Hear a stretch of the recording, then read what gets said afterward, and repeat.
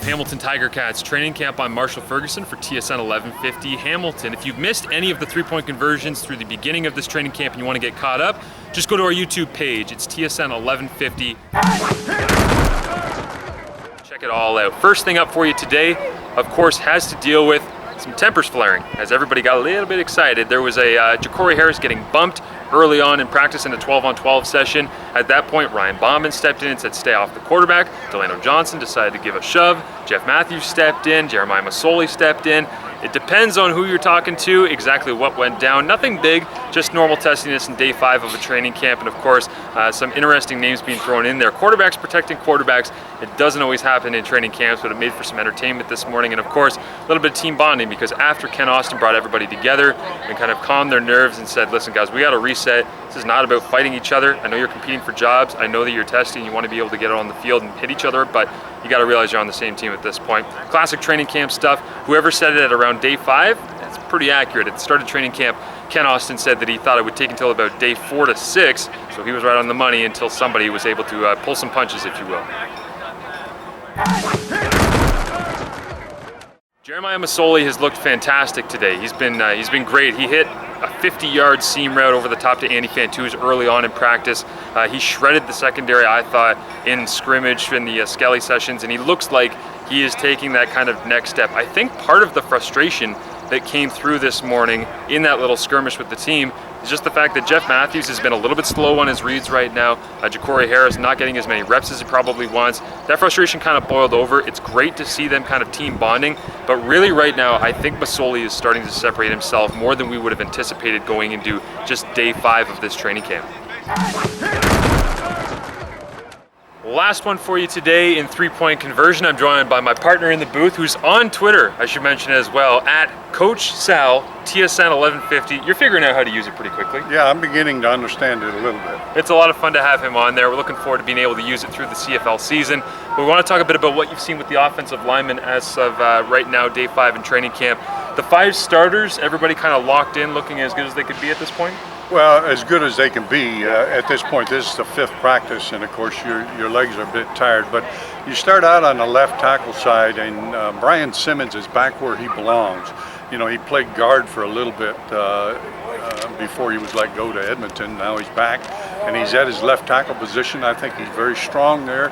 He'll do a great job. When Jake Olson comes back, they'll have a tough decision to make in that position. Peter Diakowski, 9-year veteran at the left guard position. Peter's as good as he was prior to his injury a couple years ago.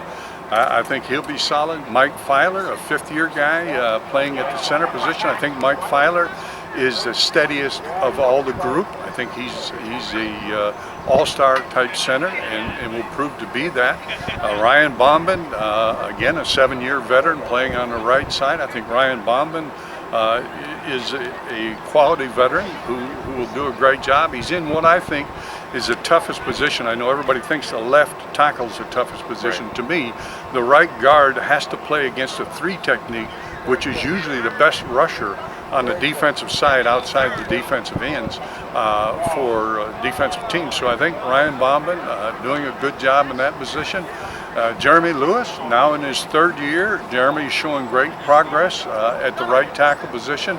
Got some things to work on, but I think he'll be okay. He's one of those that I think a lot of people looked at the start of training camp and said, could he perform to a point where you felt comfortable with him as a starter? From what you've seen from Jeremy Lewis so far, you feel like he's fitting well into that spot as the #1 right tackle? Yeah, I really do, and I think because he got a lot of time last year with Joel Figueroa being out with injury so often, I believe that he's done a good enough job that he'll be a starter at the right time. Now we've got 5 rookies in camp, of course, as well, and the first one I've been very impressed with. I know the first couple of days, Sal, you were as well. Brandon Revenberg, obviously #3 overall pick. He short sets people, he just absolutely stands them up, and it was funny watching him this morning in the one-on-ones because he looked a lot like Peter Diakowski in his ability to just stonewall people at the line. What have you seen from him so far? Well, #1, he's out of Grand Valley State. That's a small school, but he plays at a big level. And I likened him to our #1 draft pick a number of years ago, Wayne Smith. And I see the same kind of a body that Wayne Smith possessed. And Wayne's still in the league with Toronto. He's short, he's stout, he's got great strength, and he will be on this roster someplace. Yeah, he'll absolutely find a home. Another one of the rookies, Terrence Campbell, so far through camp. What have you seen? Well, Terrence Campbell came out of South Carolina. He was in the mini camp. I have rated him in the mini camp, in my opinion, as the #1 offensive lineman in that mini camp, and I think he's doing a good job. He's a big body. Yes, he's got the size, he's got the arm length that you look for in that position. Yeah. Sean Donnelly as well, another long arm guy that's looking like a tackle at this point. Yeah, Sean Donnelly to me is going to be a project type guy, but he's got the size that he needs. He needs to understand a lot more about offensive blocking schemes here in the CFL. And Xavier Proctor, one of the last rookies that is here. What have you seen? Well, Xavier Proctor to me is a great athlete. Yep. And he's a guy they're transitioning from defense to offense. He's a North Carolina Central guy, and I think they will keep him around because he has the athletic ability to become a solid tackle. Just based on the numbers at this point, you maybe see him or the last rookie here, Brandon Washington, as maybe being practice roster type guys to begin their CFL career? Yeah, I think Brandon Washington is a guy that maybe lacks enough quickness to be that right tackle guy. But again, you know, quality tackles are tough to come by. It's not like the old days when there were a dime a dozen.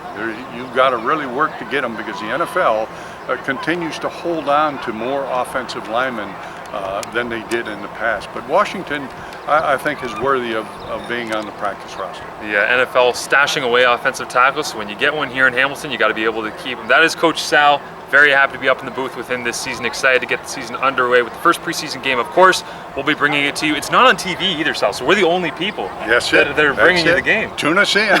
We're the exclusive coverage that day. It is, of course, on June 11th as the Ticats are at the Argos for TSN 1150. That's Coach Sal, and I'm Marshall Ferguson.